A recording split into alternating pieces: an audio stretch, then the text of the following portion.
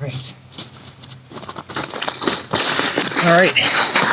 This tree's about to go down, and it's gonna go right where I wanted it to go. Oh, yeah. Just gonna pound a wedge in here.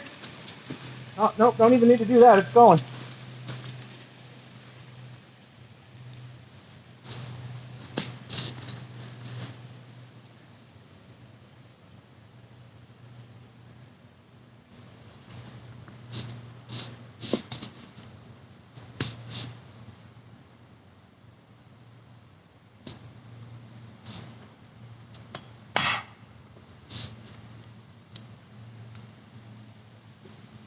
Let's do a little bit more cutting in the back here.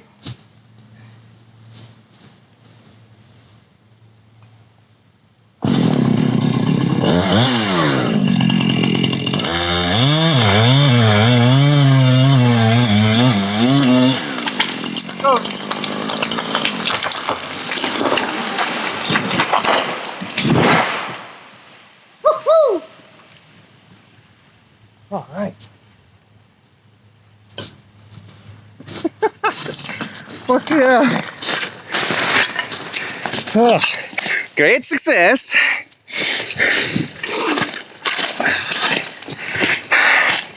Went right where I wanted it to go. Look at that. Right between those big trees. Right in that open area, right where I wanted it to go. That's awesome. Some good red oak wood. Gonna be good for burning, keeping my house warm in the winter. Good stuff. Let's take a look at how I did this. So this was actually leaning in the, not even like kind of off where I wanted it to go. It was leaning in the 100% opposite direction where I wanted it to go. It wasn't a crazy lean, so I knew I could handle it. So basically what I did was, normally you do a straight cut. You do a straight cut in the front, and then you go about a third into the tree, and then you come up from the bottom, and you go. You want the height of your wedge to be about, from what I've seen, about half the distance into the tree where your first cut went. So that's what you normally do. But since this had a lean, instead of doing a cut straight in, you do a diagonal cut in down from the top a little bit. You go a little bit farther into the tree than you normally would go. And you want the opening to be the exact distance. You want the height of the opening of the wedge to be exactly how far into the tree you went, instead of half the distance.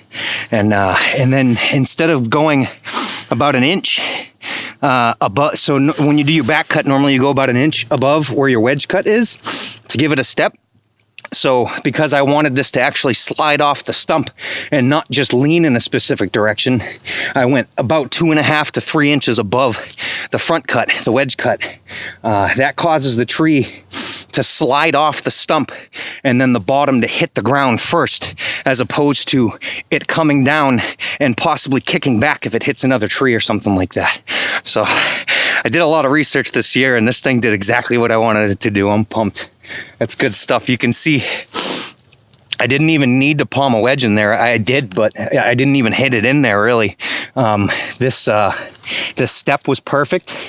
It was just about the same height on both sides, so I did a pretty good even cut all the way around the back side. And I got about, I'd say about an inch away from the wedge cut, and it started leaning. So I came back around this side, which I didn't want to do, actually. I was trying to do this in a way that I didn't have to come back around one side. And when you're cutting down a big tree that's leaning where you don't want it to lean, you kind of want to end up on one side of the tree and never have to leave that side when you keep making your cut. But I came back and noticed that I hadn't cut far enough in, so I just took a little bit back off that side, and it started going over. I had plenty of time to shut my chainsaw off and get out of the way. I don't know if you could see it in the video. I kind of had to put it down on the ground, but before I did this, there was a little pine sapling right there I cut down, and there was a bunch of brush everywhere. You just want to make sure that that stuff's out of your way in multiple different directions. That way, if the tree does not go the way that you want it to go, you have multiple avenues of escape to get away from the tree.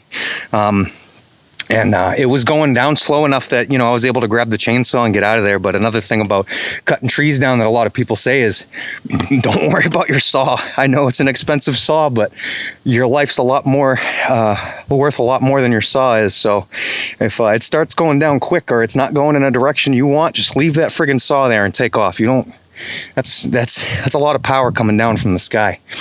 And man, that made a cool noise when it hit the ground. Oh, there's nothing that beats that. That was awesome. I like muscle cars and stuff, but shit, a tree hitting the ground sounds pretty sweet. All right, guys, if anybody, this is a new YouTube channel, so if anybody watched this, thanks for watching.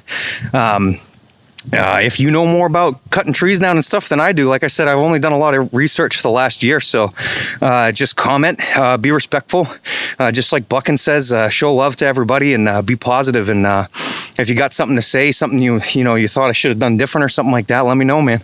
I bought this house 2 years ago, and I heat it with wood in the winter, so this is kind of a new thing to me. Like I said, I've done a lot of research, so I know enough, I think, to be safe when I'm doing this. But if you guys got any tips, tricks, something to do different, anything like that, let me know. Thanks for watching.